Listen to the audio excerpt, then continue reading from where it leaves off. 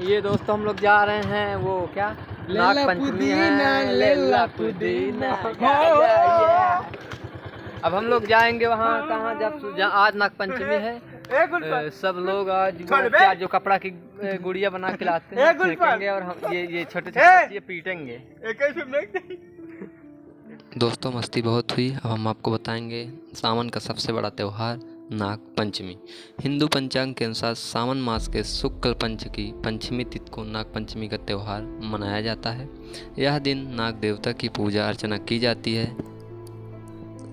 और नाग देवता को कच्चा दूध भी गाय का अर्पित किया जाता है। इसलिए हर जगह त्यौहार अलग अलग तरीके से मनाया जाता है। दोस्तों मन में एक सवाल तो ज़रूर ही आ रहा होगा कि नाग पंचमी की इस परंपरा के दौरान गुड़िया को क्यों पीटा जाता है।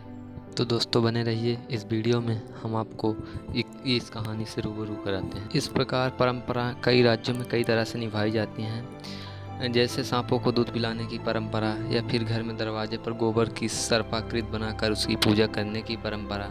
लेकिन इन सब के अलावा उत्तर प्रदेश राज्य में एक अलग व अनोखी परंपरा निभाई जाती है, जिसके अनुसार इस दिन गुड़िया को पीटा जाता है। गुड़िया को क्यों पीटा जाता है और किस लिए पीटा जाता है, एक पौराणिक कथा है, एक अनूठी परंपरा है जो किसी को नहीं पता, कहानियों में प्रचलित है। आइए जानते हैं अनोखी परंपरा के पीछे का कारण क्या है। परंपरा के प्रचलित कथा के अनुसार ये कारण है कि संबंध में प्रचलित कथा के अनुसार तक्षक नाग के काटने से राजा परीक्षित की मौत हो गई थी। कुछ समय बाद तक्षक की चौथी पीढ़ी बेटी की शादी राजा परीक्षित की चौथी पीढ़ी से हुई। जब वह शादी करके ससुराल में आई तो उसके यहाँ राज एक सेविका को बता दिया गया। इससे कहा गया कि यह बात किसी से न कहे, लेकिन सेविका से रहा नहीं गया, उसने यह बात किसी दूसरी महिला को बता दी।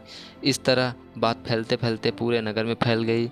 इस बात से तक्षक को राजा को क्रोध आ गया और वह क्रोधित होकर उसने नगर के सभी लड़कियों को चौराहे पर इकट्ठा होने का आदेश देकर कोड़ों से पिटवा कर मरवा दिया। तभी से उत्तर प्रदेश में यह परंपरा मनाई जाने लगी। आप लोग वीडियो स्किप ना करिएगा, चैनल को सब्सक्राइब कर दीजिए, लाइक कर दीजिए और शेयर कर दीजिए।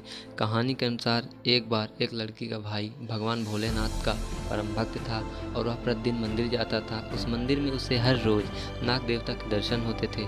लड़का हर दिन नाग देवता को दूध पिलाता और वह धीरे धीरे नाग और उस लड़के में दोनों में प्रेम हो गया।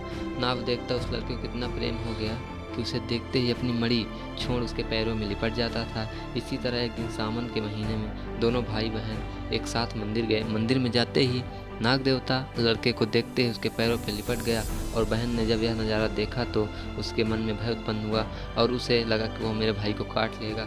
लड़की ने पीट पीट कर नाग को मार डाला। इसके बाद जब भाई ने पूरी कहानी बहन को सुनाई तो वह रोने लगी। वहाँ उपस्थित लोगों ने कहा यह गलती अनजाने में हुई है, इसलिए तुम्हें सज़ा तो मिलेगी। पाप अनजाने में हुआ है, इसलिए सज़ा इसकी आपको मिलेगी। इसलिए कालांतर में लड़की की जगह गुड़िया को पीटा जाएगा। इस तरह गुड़िया पीटने की परंपरा शुरू हुई। ये सही है या गलत है, आप लोग कमेंट में ज़रूर बताइएगा।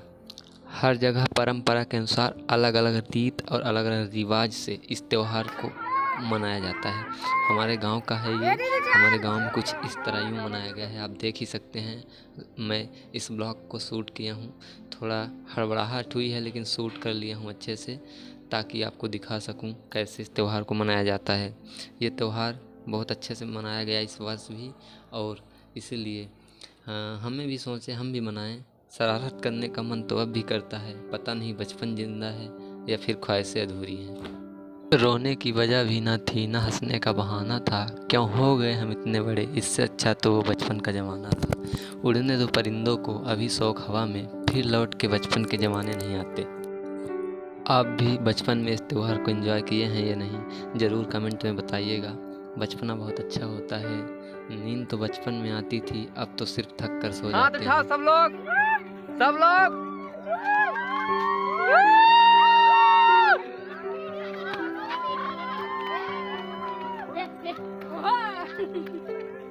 एक बार जोर से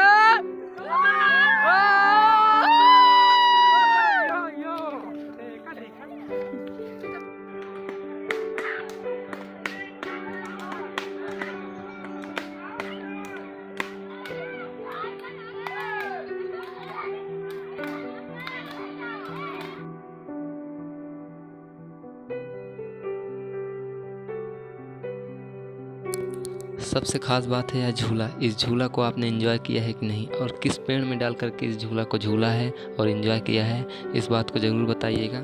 कमेंट ज़रूर करिएगा आप किस स्टेट से बिलोंग करते हैं। क्या यही परंपरा आपके गांव में है कि कुछ और दूसरी या नई तरीके से है? इस बात को कमेंट बॉक्स में बताइएगा। और आप लोग चैनल को सब्सक्राइब करिएगा, प्यार दीजिएगा और सपोर्ट करिएगा।